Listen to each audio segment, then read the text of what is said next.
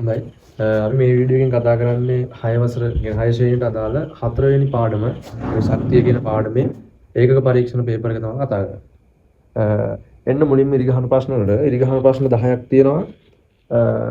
පළවෙනි ඉරිගහන ප්‍රශ්නේ අහන්නේ කාර්යයක් කිරීමේ හැකියාව පාඩමේ මුලින්ම තියෙන කොටස කාර්යයක් කිරීමේ හැකියාවට කියනවා ශක්තිය කියලා. හරි. පළවෙනි ප්‍රශ්නෙට ඒතකොට උත්තරේ අංක 3. දෙවෙනි එකේ ජීවීන්ට ශක්තිය ලැබෙන්නේ ප්‍රධාන වශයෙන්ම අපිට ශක්තිය ලැබෙන ශක්ති ප්‍රභවය කවුද? සූර්යයා. එතකොට දෙවෙනි ප්‍රශ්නෙට උත්තරේ 4. තුන්වෙනි එක රෙදි මැදීමට යොදාගත හැක්කේ කුමක්ද කියලා අහනවා. එතකොට බැලුව බැලමට දැන් ඔයාලා ජල විදුලිය දැක්ක ගමන් හිතන්න පුළුවන් ජල විදුලිය කියලා. මේ ඉරිගහන ප්‍රශ්න වලදී වගේ අහන්නේ වඩාත් නිවැරදි පිළිතුර. එතකොට හතරවෙනි පිළිතුර විදියට පොල් කටු අඟුරු ස්ත්‍රික්කය කියලා කියන උපකරණයම දීලා තියෙනවා. ඒ හින්දා අපිට නිවැරදි පිළිතුර විදියට ගන්න පුළුවන්. තුන්වෙනි එකට හතරවෙනි උත්තරය.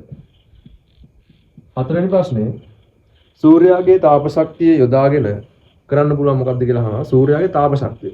දැන් මෙතන තියෙන හැම දෙයකම සූර්යයා වැදගත් වෙනවා. අහන්නේ හැබැයි සූර්යාගේ තාප ශක්තිය යොදාගෙන මොකද්ද කරන්න පුළුවන් කියලා. සූර්යාගේ තාප ශක්තිය යොදාගෙන කරන්න පුළුවන් මෙතනදී සූර්ය ජල තාවකය නිර්මාණය කිරීම. උතර උත්තරය 2. මුලින්ම පළවෙනි උත්තරේ දෙන ප්‍රභා සංශ්ලේෂණය. ප්‍රභා සංශ්ලේෂණය සඳහා සූර්යයා අත්‍යවශ්‍ය වුණාට මෙතනදී අහන සූර්ය තාපය නිසා සූර්ය තාපය නෙමෙයි ප්‍රභා සංශ්ලේෂණයට වැදගත් වෙන්නේ සූර්යයා ළඟ තියෙන ආලෝක ශක්තිය තමයි භාවිතා කරන්නේ. ඒ සූර්ය පැනල නිර්මාණයේදීත් ආලෝක ශක්තිය තමයි භාවිතා කරන්නේ. ඊට පස්සේ කුඩුලිප නිර්මාණය සඳහා සූර්යයා නෙමෙයි ඒකදී භාවිතා වෙන්නේ ජෛව ස්කන්ධ. ඒ කියන්නේ දහය ලී කුඩු වගේ ශාකමය කොටස් තමයි භාවිතා කරන්නේ. ඒතර වඩාත් නිවැරදි පිළිතුර වෙන්නේ හතරවෙනි එකට 2.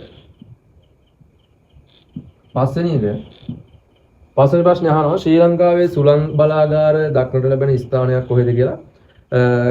කෙලිම උත්තරේ හම්බන්තොට කියලා ගන්න පුළුවන් උත්තරේ 1. අනිත් ප්‍රදේශවල මේවා කියන්නේ සුලභව දකින්න නැහැ. සුලභව දක ගන්න පුළුවන් ලංකාවේ හම්බන්තොට ප්‍රදේශය. 6 වෙනි එක වඩදිය බාධිය තත්වයන් ඇතිවන්නේ ඒකෙත් අපි උත්තර කෙලින්ම ගන්න පුළුවන්. වඩදිය බාධිය තත්වයන් ඇතිවන්නේ මොන රළ නිසාද? උදම් රළ නිසා. හරි. කෙනෙක් මුහුදු රළ ගහලා තියෙනවා නම් වැරදි. මුහුදෙන් තමයි ඇති වෙන්නේ. මුහුදේ ඇතිවන එක්තරා සංසිද්ධියක් තමයි ඔය වඩදිය සහ බාධිය අවස්ථා. ඒතකොට ඒව ඇති වෙන්නේ උදම් රළ කියන රළ උදම් රළ නිසා. හරි. ඒක උත්තරේ 6 වෙනි එකට අංක 1. 7 වෙනි එක හත්වෙනි ප්‍රශ්නේ අහන්නේ වාත ධාරාවක් යොදා ගැනීමෙන් තලබඹර කරගන්නේ මොන සංසිද්ධියක මොන ක්‍රියාවලියෙන්ද කියලා. ඒකෙත් උත්තරේ එන්නේ මුහුදු රළ භාවිතයෙන් විදුලිය කියන්නේ ශක්තිය නිෂ්පාදනයේදී මුහුදු රළ මගින් කරන්නේ වාත ධාරාවක් මගින් තලබඹර කරකවීම. ඒතර උත්තරේ වෙන්නේ 7 වෙනි එකට 2 මුහුදු රළ. 8 වෙනි ප්‍රශ්නේ අහන්නේ භූතාපය සහ න්‍යෂ්ටික බලය මගින් කාර්ය කිරීමේදී තලබඹර කරකවන්නේ මොකක් මගින්ද කියලා. හරි. එතකොට භූතාපය කියන කොටස බලද්දී නැත්නම් න්‍යෂ්ටික බලය කියන ශක්තිය ගැන කතා කරද්දී අපි කතා කරා. ඒකෙදී ඒ ශක්තිය යොදාගෙන කරන්නේ ජලය රත් කිරීමක්. එතකොට ජලය රත් කිරීම මගින් ඒ ජලයේ නිෂ්පාදනය වෙන ජලය රත් වීමෙන් නිෂ්පාදනය වෙන හුමාලයෙන් තලබඹරේ කරකවීම තමයි සිදු කරන්නේ.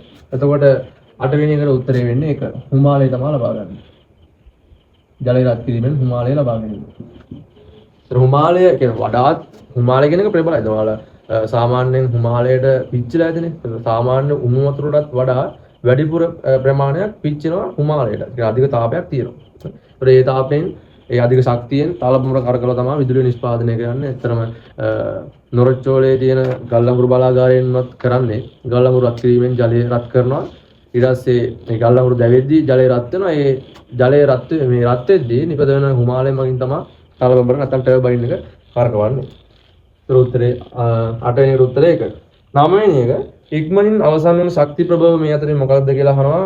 ඒක අපි කතා කරා. පොසිල ඉන්ධන තමයි ඉක්මනින්ම අවසන් වන ශක්ති ප්‍රභවය වෙන්නේ. මොකද පොසිල ඉන්ධන සෑදෙන්න අවුරුදු කෝටි ගණනක් යනවා, මිලියන ගණනක් යනවා. හරි. එතකොට මේ මිලියන ගණන් වරණ තිබ්බ පොසිල වලින් නිපද වෙච්ච පොසිල ඉන්ධන තමයි අපිට මේ වෙද්දි භාවිතා වෙන්නේ. ඒතර අනාගතයේ වෙද්දි පොසිල ඉන්ධන භාවිතා වෙලා අවසන් වෙනවා. එතකොට ඊට විකල්ප බල ශක්තිය ඉදිරියේදී නිෂ්පාදනය වෙයි. පොසිල ඉන්ධන ඉතින් ඉවර වෙනවා කවදා හරි. ඒ කියන්නේ ඉක්මනින් ඉවර වෙනවා. හරි. 10 වෙනි එක පොසිල ඉන්ධන ඝන ද්‍රව වායු පදාර්ථ ලෙස දක්නට ලැබෙනවලු. ඔව්. එහෙම දක්නට ලැබෙන පිළිතුර මොකක්ද කියලා අහන්න.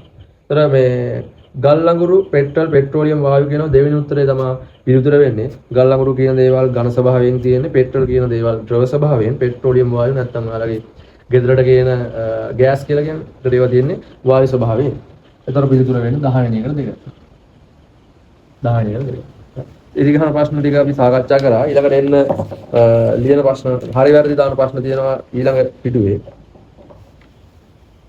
පේපර් එක ඩවුන්ලෝඩ් කරගන්න පුළුවන් ඔයාලට වීඩියෝ එකේ ඩිස්ක්‍රිප්ෂන් එකේ තියෙනවා Google Drive link එක. ඒ Drive link එකකින් ඔයාලට අදාළ පේපර් එක ඩවුන්ලෝඩ් කරගන්න පුළුවන්. එන්න හරි වැරදි දාන ප්‍රශ්නයට පළවෙනි එක අහනවා සූර්ය තාපක උඳුනක ඇතුළත පෘෂ්ඨය ආලෝකය හොඳින් පරාවර්තනය කළ යුතුය. හරි. පාඩමේ මුල්ම කොටස් වල තියෙනවා ජල තාපක උඳුනක් සූර්ය තාපක උඳුනක් නිර්මාණය කර ගන්න ආකාරය. එතන මේ වගේ ස්වභාවයෙන් මේ වගේ හැඩයක් තියෙන්නේ. එතන මේ හැඩේ තියෙන්නේ මේකේ ඇතුළත පෘෂ්ඨය ආස්තර නැත්නම් අලවන්නේ ඇතුළත පෘෂ්ඨයේ ඇලුමිනියම් කොළ තමයි අලවන්නේ. එතකොට මේ ඇලුමිනියම් කොළ වලට අර සූර්යාගේ සිට පැමිණෙන තාප ශක්තිය. සූර්යයා මෙහෙම ගත්තාම ඉතලි සූර්යාගේ සිට එන තාප ශක්තිය මේ පෘෂ්ඨ වලට වැදිලා ඒව පරාවර්තනය වෙලා නැවත පරාවර්තනය වෙලා මේ මැදින් තියෙන ජල බඳුනක් අපිට හිතමු රත් කර ගන්න අවශ්‍ය අපිට ජල බඳුනක් කියලා. ඒ ජල බඳුන වඩාත් ඉක්මනින් රත් කර ගන්න පුළුවන් මෙන්න මේ පෘෂ්ඨයට වැටෙන තාපය පරාවර්තනය වීම මගින්. එතකොට කියන්නේ ආලෝකය හොඳින් පරාවර්තනය කළ යුතුය කියන එක හරියි. පළවෙනි එකට උත්තරේ හරියි. දෙවෙනි ප්‍රශ්නේ කියන්නේ ශක්ති සපයන දේ ශක්ති ප්‍රභව ලෙස හැඳින්වේ අනිවාර්යෙන්ම. ඒක තමයි උත්තරේ වෙන්නේ. ශක්ති ප්‍රභව කියලා කියන්නේ ශක්ති සපයන දේවල් වලට. ඒතර දෙවෙනි උත්තරේත් හරියි. තුන්වෙනි එක පොසිල ඉන්ධන වලට වඩා වැඩි ශක්තියක් ජෛව ස්කන්ධ තුළ ගබඩා වී ඇත. නැහැ. ඇත්තටම කියන්නේ පොසිල ඉන්ධන භාවිතයද අපි පෙට්‍රල් ඩීසල් වගේ දේවල් අපි වාහන වලට යොදා ගන්නවා. ඒතර වාහන වලට යොදා ගන්න පෙට්‍රල් ඩීසල් වගේ දේවල් වලින් නිපදවන ශක්තිය අපිට ජෛව ස්කන්ධ වලින් නිපදවා ගන්නවා. එච්චර ශක්තියක් නිපදවා ගන්න බෑ. හරි. ජෛව ස්කන්ධ වලට මොනවද තියෙන්නේ? දර, ගොම, දහයියා, ලී කුඩු. ඒවා කියන්නේ ශාකමය සහ කොටස්නේ. ශාකමය සහ සත්වමය කොටස්නේ. එතකොට ඒ වගේ නිපදවන ශක්තිය ප්‍රමාණවත් නැහැ පොසිල ඉන්ධන තරම්.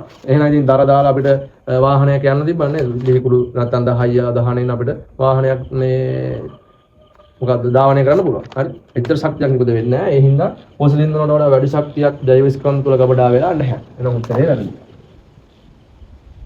හතරවෙනි එක සුළං බලාගාරවල සුළං ශක්තිය යොදාගෙන තලබඹර කරකැවේ නැහැ. වැරදි. සුළං විදුලි බලාගාරවල සුළං ශක්තිය යොදාගෙන කරකවන්නේ සුළං යක්. හරි. ඔයාලා පෙළපොතේ තියෙනවා මේ වගේ රූපෙකුත්. මෙන්න මේ වගේ රූප තමයි තියෙන්නේ සුළං ශක්තිය භාවිතයේදී කරකවන්න මෙන්න මේ වගේ සුළං යක් මේවට කියන්නේ. සුළං යක්. තලබඹර කියන්නේ නැහැ මේ. තලබඹර යොදා ගන්න අපි ජල විදුලිය නිෂ්පාදනයේදී ඊට පස්සේ මුහුදු රළ මගින් නැත්නම් උදම් රළ මගින් විදුලිය නිෂ්පාදනයේදී තමයි අපි තලබඹර කරකවන්නේ. එතන මේකෙදි සුළං ශක්තිය භාවිතයෙන් කරකවන්න අපි සුළං යක්. ඒ හින්දා හතරවෙනි එකට උත්තරේ වැරදි. හතරවෙනි උත්තරේ වැරදි. පස්වෙනි එක භූතාපය සහ න්‍යෂ්ටික ශක්තිය මගින් කාර්යයන් ඉටු කර ගැනීමේදී හිමාලය යොදා නොගනී. ඉතින් භූතාපය සහ න්‍යෂ්ටික ශක්තිය යොදාගෙන ඇත්තටම තලබඹර කරකවද්දී ඒක කරකවන්න යොදාගන්නේ හිමාලය තමයි. හරි. ඒක නැත්තම් භූතාපය වෙනම ප්‍රයෝජන ගන්න පුළුවන් අවස්ථාවක් නෑ ප්‍රධාන වශයෙන්. හරි. භූතාපය යොදාගෙන පොළොව යට තියෙන ශක්තිය යොදාගෙන නැත්නම් න්‍යෂ්ටික ශක්තිය යොදාගන්නේ විකිරණශීලී මූලද්‍රව්‍ය මගින්. ඒතර ඒ වගේ ශක්තිය ලබා ගද්දී කරන්නේ ජලය අරගෙන ඒ ජලය රත් කරනවා. රත් කරලා නිපදවන හිමාලයෙන් තමයි තලබඹර කරකවන්නේ. එතකොට පස්වෙනි එකේදී කියන පිළිතුර යොදා නොගනී කියලා කියන්නේ. එතකොට පස්වෙනි උත්තරේ වැරදි. 6 වෙනි එක න්‍යෂ්ටික බලය යොදා ගැනීමේදී වාසි මෙන්ම අවාසි ප්‍රතිඵලද ඇති වේ අනිවාර්යයෙන්ම. දැන් ශ්‍රී ලංකාව වගේ රටවල න්‍යෂ්ටික බලය යොදා ගන්නේ නැහැ. මොකද න්‍යෂ්ටික බලය නිපදව ගන්න නම් ඒ වගේ න්‍යෂ්ටික බලාගාර ඉදි කරන්න ඕන. න්‍යෂ්ටික බලාගාරයක් ඉදි කරලා වැඩි වෙලාවක් ඒ වගේ මොකක්ද ඒකේ සිදුවන ක්‍රියාවලිය පොඩ්ඩක් හරි එහෙම වුණොත් එහෙම උපුරලා යන්න පුළුවන්. ඒතකොට එහෙම වුණොත් ලංකාවට විශාල බරපතල හානි සිද්ධ වෙන්න පුළුවන්. ඒ හින්දා ශ්‍රී ලංකාව තුළ න්‍යෂ්ටික බලය යොදා ගන්න නැහැ. ඒ හින්දා ඒ පුපුරලා නැත්නම් ඒ විකිරණශීලී මූලද්‍රව්‍ය කාන්දු වීම මගින් ඇති වෙන හානි නිසා අහිතකර ප්‍රතිඵල ඇති වෙන්න පුළුවන්. ඒ හින්දා වාසි මෙන්ම අවාසි ප්‍රතිඵල ලැබෙනවා. න්‍යෂ්ටික බලයෙන් ශක්තිය නිපදවන්න නැත්නම් විදුලිය නිෂ්පාදනය කරන්න පුළුවන් නම් අපිට දීර්ඝ කාලීනව කියන්නේ එක දිගටම විදුලිය ලබා ගන්න පුළුවන්. නැත්නම් ශ්‍රී ලංකාව වගේ රටවල විදුලිය කප්පාදු වීමක් නැත්නම් විදුලිය නැති වී විසන්ධි වීමක් සිදු වෙන්නේ නැහැ. හරි න්‍යෂ්ටික බලයෙන් අඛණ්ඩ විදුලිය නිපදව ගන්න පුළුවන්. හරි ඒක තමයි වාසිය. ඉතින් වඩාලේ පහසුවෙන් නිපදව ගන්න පුළුවන්. 6 වෙනි උත්තරේ වාසි මෙන්ම අවාසි ප්‍රතිඵල තියෙනවා. පිළිතුර හරි. 7 වෙනි එක උස ස්ථානයක ගබඩා වී ඇති ජලයේ එතන හිස්තනක් තියෙන හිස්තන නැති වෙන්න ඕන. උස ස්ථානයේ ගබඩා වී ඇති ජලයේ වැඩි ශක්තියක් ගබඩා වී නොමැත. වැරදි. හරි. ජලය ගලා යන ජලය මගින් විදුලිය නිෂ්පාදනයේදී ප්‍රධාන වශයෙන් ශ්‍රී ලංකාව තුළ විදුලිය නිෂ්පාදනය වෙන ජලාශ තියෙනවා. අපි ගමුකෝ කොත්මලේ නැත්තම් රන්ටබේ වගේ රන්දනිකල වගේ ජලාශ. ඒතර ඒ ජලාශවල විදුලිය නිෂ්පාදනය නැත්නම් ලක්ෂපාන ඒ වගේ ජලාශවල විදුලිය නිෂ්පාදනයේදී මුලින්ම කරන්නේ ජලය ටික රැගෙන ඇවිත් ඒ කියන්නේ ජලය ටික එකතු කරලා ලොකු ජලාශයක හදන්නේ කඳු අතර. ඒ කියන්නේ උස් ප්‍රදේශයක තමයි හදන්නේ. ඒ උස ප්‍රදේශයේ ජලය ගබඩා කරද්දී දැන් මේ වගේ හිතමු අපි මේ ඩෑම් එක කියලා. ඒ කියන්නේ ජලාශයේ තියෙන මේ ජලාශයේ රඳවාගෙන ජලාශයේ ජලය රඳවා ගන්න හදන බැම්ම. මේක තමයි ජලය ගබඩා කරලා තියෙන උස ස්ථානයේ.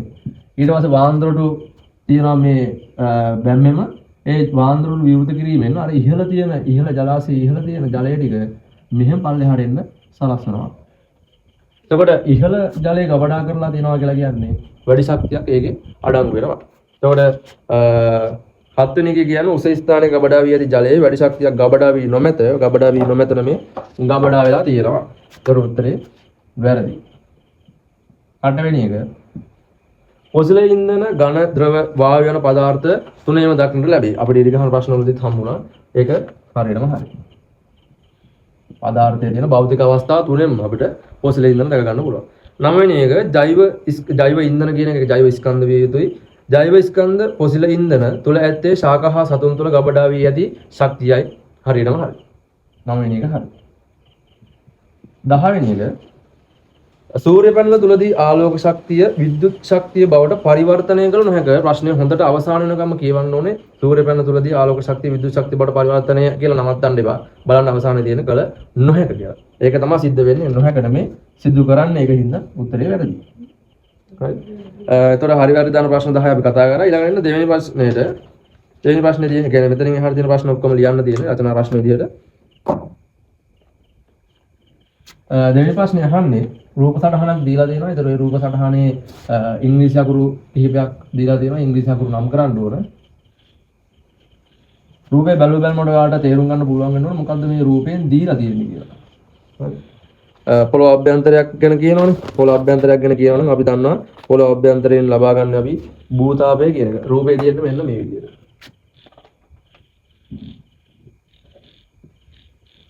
මේක C කියලා නම් කරනවා. මෙහෙම නල වගේ සම්බන්ධ වෙලා පොළොව අභ්‍යන්තරයට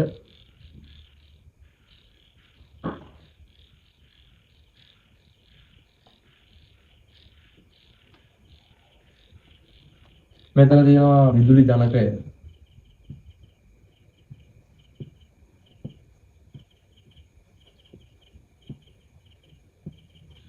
විදුලි ජනකය මෙතන තියෙනවා ත්‍රිකෝණ වගේ ව්‍යුහ දෙකක්. ඊට පස්සේ තියෙනවා නිවසක්.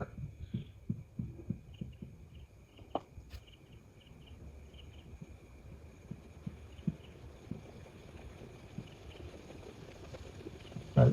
ඔය තමයි රූප සටහන තියෙන්නේ. ඊට පස්සේ මෙහෙම සම්බන්ධ වෙලා තියෙනවා මේ එකින් එක. නිවස D ලකුණ නම් කරලා තියෙනවා. ඒතර මේ නල ඇතුලේ A කියලා නම් විය යුතුයි. මෙතන ත්‍රිකෝණ වගේ තියෙන ඒවා B කියලා නම් විය යුතුයි. ඊට පස්සේ මේ වගේ E දලක් දාලා තියෙනවා. මේ විදිහට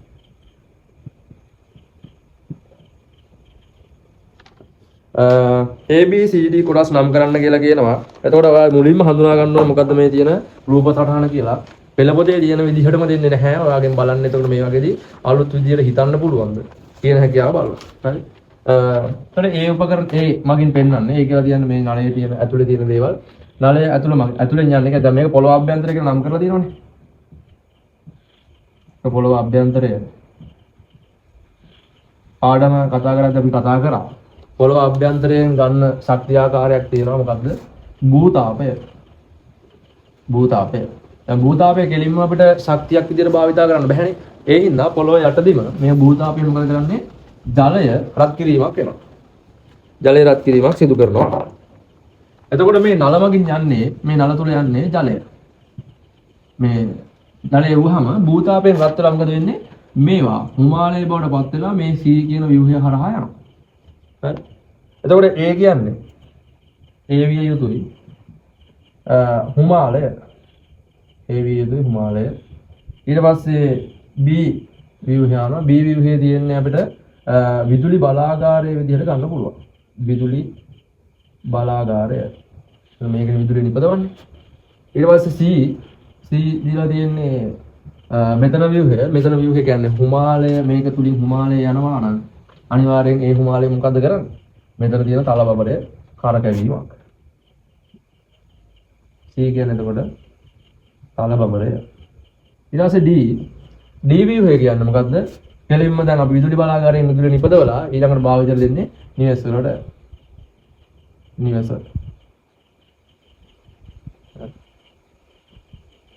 මේක තමයි ABCD නම් වෙන්නේ. ඊළඟට C උපකරණයේ ක්‍රියා කරවීමට C උපකරණය කියලා කියන්නේ තලබඹරය. ක්‍රියා කරවීමට A නැමැති ද්‍රව්‍ය ලබා ගැනීමට යොදාගත හැකි වෙනත් ශක්ති ප්‍රභවයක් නම් කරන්නලු. A කියලා කිව්වේ අපි හිමාලය. එහෙනම් හිමාලය භූතාපයට අමතරව මෙතනදී යොදා ගන්න පුළුවන් හිමාලය නිෂ්පාදනයට අපිට ඕන තව ශක්ති ප්‍රභවයක්. දෙවෙනි එක මේ පළවෙනි එකේ පිළිතුරු. දෙවෙනි ප්‍රශ්නේ අහන්නේ වෙනස් ශක්ති ප්‍රභවයක් ඒක අපි භාවිතා ගන්න පුළුවන් පොසිල ඉන්ධන. ගල් අඟුරු වෙන්න පුළුවන්, ඩීසල් වෙන්න පුළුවන්, පෙට්‍රල් වෙන්න පුළුවන්. හරි. ඒ වායු වෙන පොසිල ඉන්ධන වලනේ. පොසිල ඉන්ධන ගන්න පුළුවන්. ඊළඟට අහනවා තුන්වෙනි ප්‍රශ්නේ එම ශක්ති ප්‍රභවයේ ඇති වාසියක් හා අවාසියක් ලියන්නලු. එම ශක්ති ප්‍රභවය කියලා කියන්නේ එතකොට මේ පොසිල ඉන්ධන වල තියෙන වාසියක් සහ අවාසියක් තමයි අහන්නේ. හරි. මොනවද පොසිල ඉන්ධන වල තියෙන වාසිය? පොසිල ඉන්ධන වල ඇති වාසිය තමයි මොකද්ද? තුන්වෙනි ප්‍රශ්නේ මම එතකොට රූපේ මගන්නවා. රාදාල් කට්ටියට ලියා ගන්න බැරි වුණා නම් වීඩියෝ එක නවත්තවුවා ලියාගත්තා. හරි. තුන්වෙනි එක හන්නේ වාසි සහ අවාසි. අපි මුලින්ම වාසිය ලියමු. පොසිල ඉන්ධන වල තියෙන වාසිය මොකද්ද? මේවා අපිට පොළව යටින් නොමිලේම ලබාගත හැකි වීම. හරි. පොළව අභ්‍යන්තරයෙන් ලංකාව වගේ රටවල නම් පොසිල ඉන්ධන නිෂ්පාදනය කියන්නේ හොයාගෙන මේ භාවිතා කරන්නේ නැහැ මේ කියන්නේ පොළොව යටින් ගන්නේ නැහැ වෙන රටවලින් ආනයනය කරලා තමයි භාවිතා කරන්නේ පොළොව අභ්‍යන්තරයෙන් නොමිලේ ලබාගත හැකි වීම.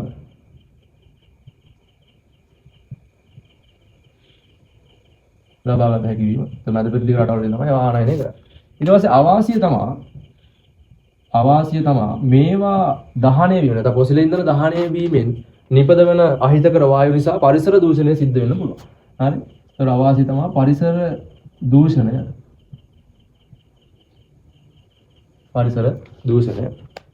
ඊට පස්සේ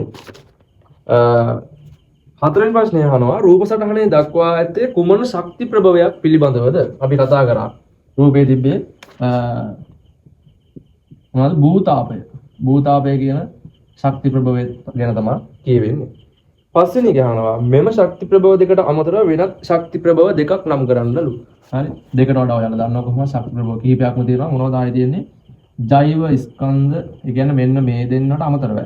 මේ දෙන්නට අමතරව යොදා ගන්න පුළුවන්. ඒ කියන්නේ තියෙන ශක්ති ප්‍රභව අහන්න. වෙන ශක්ති ප්‍රභව. ජෛව ස්කන්ධ ඊට පස්සේ සුළඟේ ශක්තිය න්‍යෂ්ටික ශක්තිය මම ඔක්කොම ලියන්නේ නැහැ. නම් ශක්තිය ආකාර කිහිපයක් තියෙනවා. ඊට පස්සේ මොනවද ආයේ? උදම් රළ ගන්න පුළුවන්, මුහුදු රළ ගන්න පුළුවන්, ගලා යන ජලය ගන්න පුළුවන්. හරි. ඒතර ඒ ඕනම ආකාරයක ශක්තිය ආකාර දෙකක් කියලා දෙනවා ඔයාලට. මේකේ ලකුණු හම්බ වෙනවා. ඊට පස්සේ තුන්වෙනි ප්‍රශ්නය. ඒකේ තියෙන ගැලීම් සටහනක්, රූප සටහනක් තියෙන්නේ. ඒතර මේවා ඔයාලා පළවෙනි වතාවට වෙන්නේ නැති මේ වගේ ප්‍රශ්න කියන්නේ. ගැලීම් සටහන සහිත ප්‍රශ්න කරන්නේ. ඒතර මේවා තමයි විභාගයේ අහන්නේ. අලුතෙන් අලුතෙන් ප්‍රශ්න විදිහට එන්නේ. ඒවා තමයි විභාගය අහන්නේ. ඒවට පුරුදු වෙලා තියෙන්න ඕන ඔයාලා වැඩිපුර ලකුණු ගන්න නම්. පොළවේ අච්චුපතේ තියෙන එක එහෙම අහන්නේ නැහැ. ඔයාලගේ පෙළ පොතේ තියෙන ප්‍රශ්න එහෙම පිටින්ම අහන්නේ නැහැ. තුන්වෙනි ප්‍රශ්නෙට එන්න. ප්‍රධාන ප්‍රශ්නාංක 3. ඒකේ තියෙන්නේ මෙතන ශක්ති ප්‍රභව මම කිරි කරලා කියන ශක්ති ප්‍රභව ඊට පස්සේ මුහුදු රළ උදම් රළ මෙතන B කියලා කොටුවක් තියෙනවා. මේ හැම එකක්ම සම්බන්ධයි. ඊට පස්සේ මෙතන තියෙනවා A අකුරු දාපු කොටුවක්. ඊට මේ දෙක සම්බන්ධ කරලා මෙතනින් ආයෙනවා C කියලා සම්බන්ධ වෙච්ච කොටුවක්.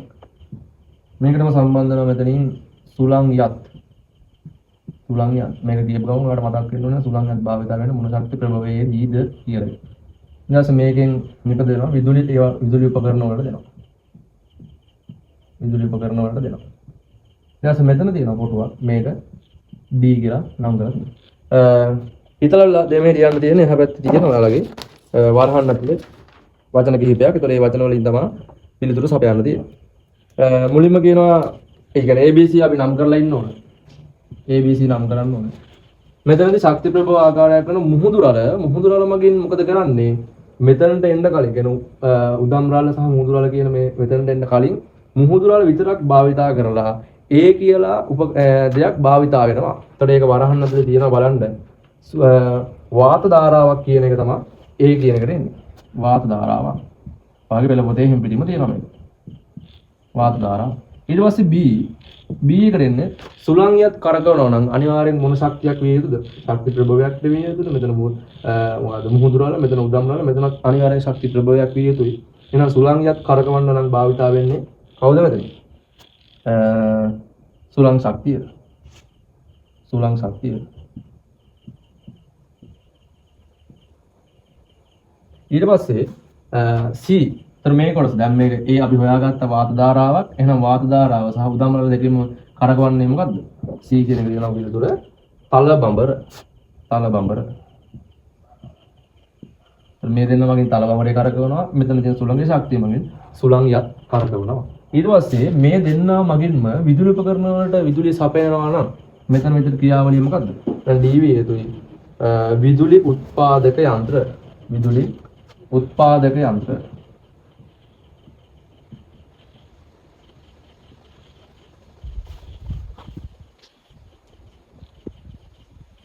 විදුලි උත්පාදක යන්ත්‍ර. ඊට පස්සේ එන්න දෙවෙනි ප්‍රශ්නය. දෙවෙනි ප්‍රශ්نين අහන්නේ ඉහත ශක්ති ප්‍රභව වලට අමතරව වෙනත් ශක්ති ප්‍රභව දෙකක් නම් කරන්නලු. හරි? අපි ඉස්සෙල්ලා ප්‍රශ්නේදීත් කතා කරා.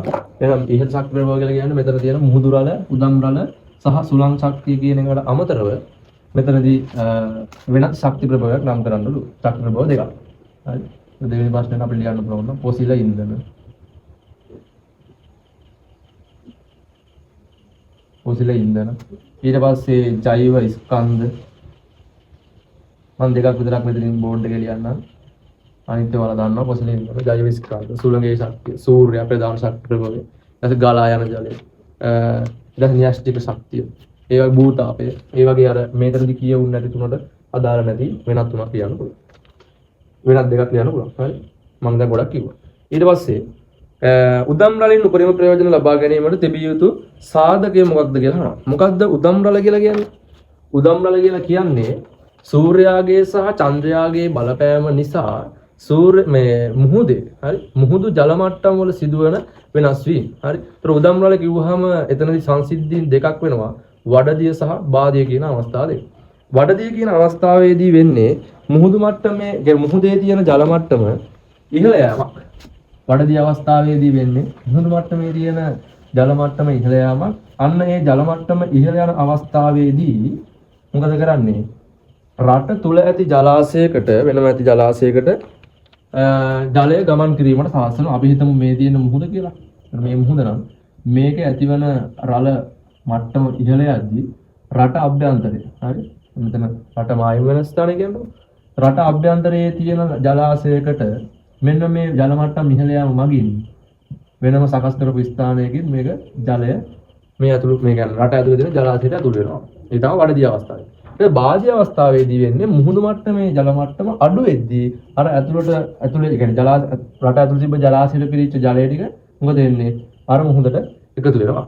එතකොට මෙම අහන්නේ ප්‍රශ්නේ උදම්නල මගින් උපරිම ප්‍රයෝජන ලබා ගැනීමට නම් තිබිය යුතු සාධකය තමයි ජල මට්ටම් අතර පරතරය නැත්නම් වෙනස විශාල විය යුතුයි. හරි. දැන් තුන්වෙනි උත්තරේ වෙන්නේ ජල මට්ටම්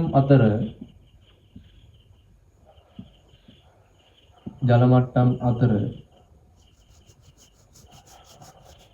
විශාල වෙනසක් පැවතීම.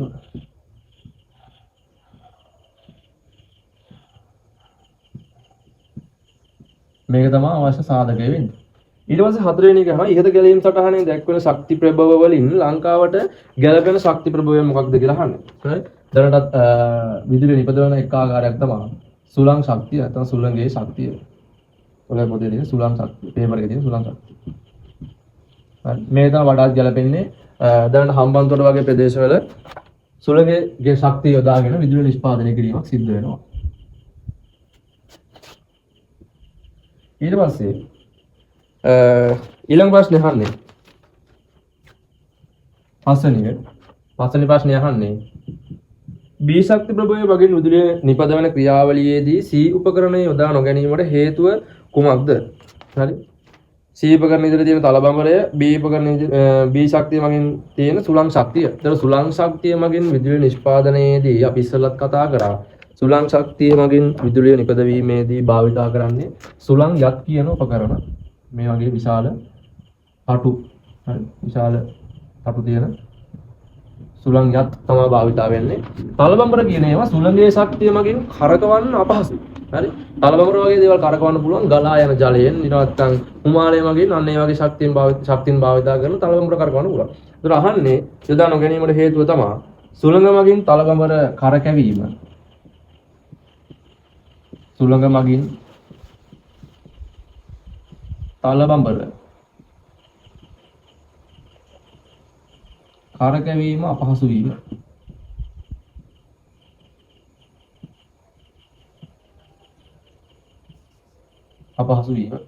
තලබඹර වල තල ගොඩක් තියෙනවා. ඒවා එක දිගට කරකවන්න අමාරු සුළඟේ ශක්තිය මගින්. ඒතර මේ වගේ අර විශාල සුළං යත් භාවිතා කරලා මේ සුළඟේ ශක්තියෙන් විදුලිය නිෂ්පාදනය කිරීම පහසුයි.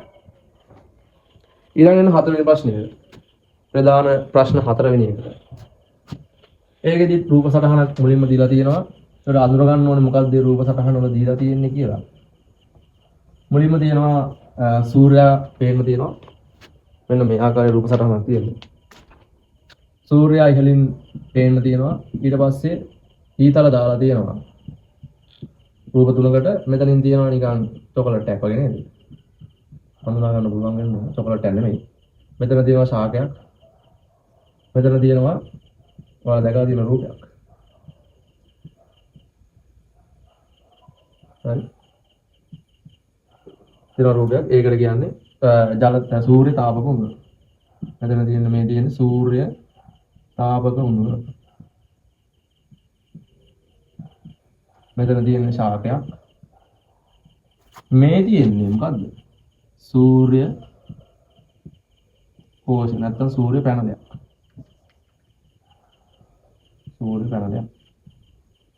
හරි. මේ වගේ ABC කියලා නම් කරගන්න මේ A මේ B මේ C. හරි. පළවෙනි එක තමයි ABC අවස්ථා සඳහා සූර්යාගේ කුමන ශක්ති ආකාරයන් යොදා ගනීද? හරි. තාප ශක්තියද මොකද්ද සූර්යයා කිව්වහම ප්‍රධාන ශක්ති ප්‍රභවය එයාගෙන් ලැබෙන ශක්ති ආකාර කිහිපයක් තියෙනවා. මොනවද? ආලෝක ශක්තිය ලැබෙනවා, තාප ශක්තිය ලැබෙනවා, ඊට පස්සේ රසායනික ශක්තිය ලැබෙනවා. රසායනික ආලෝක ශක්තිය ලැබෙනවා. හරි. එතකොට මේකෙදි මෙන්න මේ A B C කියන අවස්ථා තුනේදී සූර්යයාගෙන් ලැබෙන්නේ ශක්ති ආකාර තුනක්. හරි. එතකොට A මගින් A කියන එකට ලැබෙන්නේ සූර්ය පැනලයට ලැබෙන මෙයාගේ සූර්යාගේ ආලෝක ශක්තිය.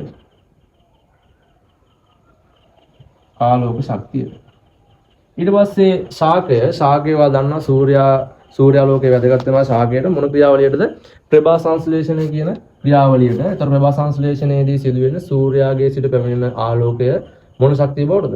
රසායනික ශක්තිය බවට පරිවර්තනය කිරීමක්. එතකොට සූර්යාගේ සිට ලැබෙන ආලෝක ශක්තිය තමයි B ලබා ගන්න. ආලෝක ශක්තිය. ඊට C සූර්ය තාපක උඳුනේ භාවිතා වෙන්නේ සූර්යාගේ සිට පැමිණෙන තාප ශක්තිය. සූර්යාගේ සිට පැමිණ තාප ශක්තිය තමයි සූර්ය තාප ගුණනේදී භාවිතා වෙන්නේ. ඊට පස්සේ දෙවෙනි ප්‍රශ්නේ තමයි ඒ නමද උපකරණයෙන් නැති ප්‍රයෝජන දෙකක්. ඒ කියලා කියන්නේ සූර්ය පැනලයක් තියෙන්නේ. તો සූර්ය පැනල භාවිතා වන අවස්ථා සඳහා උදාහරණ ලියන්න හරියට ප්‍රයෝජන විදිහට. හරි. එකක් තමයි මොනවද? චන්ද්‍රිකා වලට අවශ්‍ය විද්‍යුත් ශක්තිය ලබා ගැනීමට මේ සූර්ය පැනල භාවිතා වෙනවා. හරි. ඒ තමයි එක ප්‍රයෝජනයක්. તો චන්ද්‍රිකා වලට අවශ්‍ය විද්‍යුත් ශක්තිය ලබා ගැනීමට සූර්ය පැනල භාවිතා වෙනවා. ඒක අවස්ථාවක්. ඊළඟට අනිත් එක තමයි මොනවද? වර්තමානයේ භාවිතා වෙනවා බොහෝ රථ වාහන. ඒ රථ වාහන වලට අදාළ ශක්තිය නිපදවා ගන්නත් සූර්ය පැනල භාවිතා වෙනවා. ඒතර ඒ ප්‍රයෝජනය තව. හරි. දැන් නිවෙස් වලට විදුලිය ලබා ගැනීම නැත්නම් මොනවද? කර්මාන්ත ශාලාවල විදුලිය ලබා ගැනීමට මේ සූර්ය පැනල භාවිතා වෙනවා. ඒක තමයි ප්‍රයෝජන. ඊළඟට තුන්වෙනි එක යනවා බී මත ශක්තිය ගබඩා වන ක්‍රියාවලිය කුමක්ද? බී කියලා කියන්නේ ශාකයේ මත මෙම ආලෝක ශක්තිය ගබඩා වන ක්‍රියාවලියට කියනවා මොකද්ද? ප්‍රභා සංශ්ලේෂණය. පළවෙනි පාඩමේදී ඉගෙන ගන්නවා. හතරවෙනි එක සී උපකරණ නිර්මාණයේදී සැලකිලිමත් විය යුතු කරුණු දෙකක් මොනවද? සී උපකරණ කියලා කියන්නේ සූර්ය තාප ගුණුණක්. ඒතර මෙයා නිෂ්පාදනය කිරීමේදී සැලකිලිමත් විය යුතු කරුණු දෙකක් අහනවා. එකක් තමයි මොකද්ද? මෙයාගේ අභ්‍යන්තර පෘෂ්ඨය පරාවර්තනය වන ද්‍රව්‍යයකින් හදන්න ඕනේ. ඒ ඇලුමිනියම් වගේ දේවල් කියන්නේ ඇලුමිනියම් වගේ පරාවර්තන ද්‍රව්‍යයකින් තමයි ඇතුළ ආස්තරණය විය යුත්තේ. එහෙනම් එකක් ලියන්න පුළුවන් අපිට. ඇතුළත පෘෂ්ඨය හරි. ඇතුළත පෘෂ්ඨය පරාවර්තනය වන ද්‍රව්‍යයකින් ආවරණය කිරීම. ඒ තමයි එකක් සැලකිලිමත් විය යුතු කරුණ. ඇතුළත පෘෂ්ඨය පරාවර්තනය වන ද්‍රව්‍යයකින් නිර්මාණය කිරීම. වරහන් ඇතුළ නම් ඇලුමිනියම් වගේ ද්‍රව්‍යයක් යොදා ගන්න ඕන.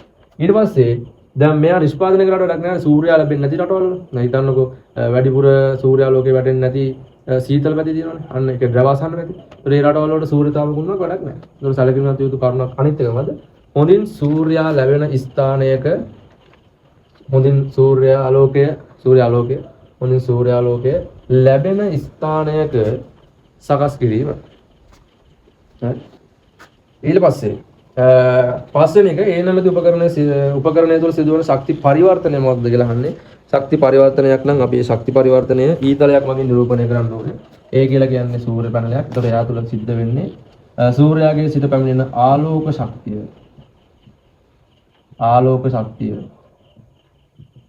පස්වෙනි එක උත්තරේ. පස්වෙනි එක ආලෝක ශක්තිය හරවනවා විද්‍යුත් ශක්තිය බවට. විද්‍යුත් ශක්තිය බවට හරවනවා. හරි. උතර හතරවෙනි ප්‍රශ්නේ කතා කරා. ඊළඟට පස්වෙනි ප්‍රශ්නෙට එන්න ගැළපෙන වචනය තෝරා හිස්තන් පුරවන්නලු. ගැළපෙන වචනය තෝරා හිස්තන් පුරවන්නලු. හරි. ඒකෙත් වරහන් තියෙනවා යාට. වරහන් තුල වචන කිහිපයක් තියෙනවා. ඒ අදාළ වචන වලින් තමයි හිස්තන් පුරවන්න තියෙන්නේ. පළවෙනි එක කියනවා ජෛව ස්කන්ධ භාවිත කරමින් හිස්තනක් නොමින් ඉන්ධනයක් නිපද විය හැකිලු. මොනවද මෙතන තියෙන ඉන්ධන? යට වෙන තියෙනවා ජීව වායුව. ජෛව ස්කන්ධ භාවිත කරලා නිපදවන්න පුළුවන් අපිට ජීව වායුව නමින් ඉන්ධනයක්. හරි. ඒතර හිස්තනට එන්නේ ජීව වායුව. දෙවෙනි ප්‍රශ්නේ අහනවා ජල විදුලි බලාගාරවල හිස්තනක් නිපදවන්නේ ගලා යන ජලය මගිනිලු. මොනවද එහෙනම් උත්තරේ? වරහන් ඇතුලේ තියෙනවා ජල විදුලි බලාගාරවල විදුලි ශක්තිය නිපදවන්නේ ගලා යන ජලය මගින්. ඊට පස්සේ තුන්වෙනි එක චන්ද්‍රිකා සඳහා හිස්තනක් යොදා ගැනීම. මොනවද චන්ද්‍රිකා සඳහා යොදාගන්නේ? සූර්ය පැනල. හරි. සූර්ය පැනල. ඊට පස්සේ හතරවෙනි එක කාර්ය කිරීමේ හැකියාව අපි දන්නවා. කාර්ය කිරීමේ හැකියාවට කියනවා ශක්තිය කියලා. හරි. කාර්ය කිරීමේ හැකියාව ශක්තිය වේ. පස්වෙනි එක අන්තිම එක සූර්යාගේ හිස්තනක් යොදාගෙන සූර්ය ජල තාපකයේ ක්‍රියාත්මක කරයි. මොනවද? සූර්යාගේ පැමිණෙන තාපය තමයි උපයෝගී කරගන්නේ. එතකොට සාර්ථකව අපි ශක්තිය පාඩමත් අවසන් කරනවා. එතකොට වීඩියෝ එක බලනවා පේපර් එක තනියම කරලා. එතකොට ඒකේදී වැරදි තියෙන ප්‍රශ්න මේ වීඩියෝ එක බලලා හදා ගන්න පුළුවන්. හරි. අපි ඊළඟ වීඩියෝ එකෙන් හම්බෙමු.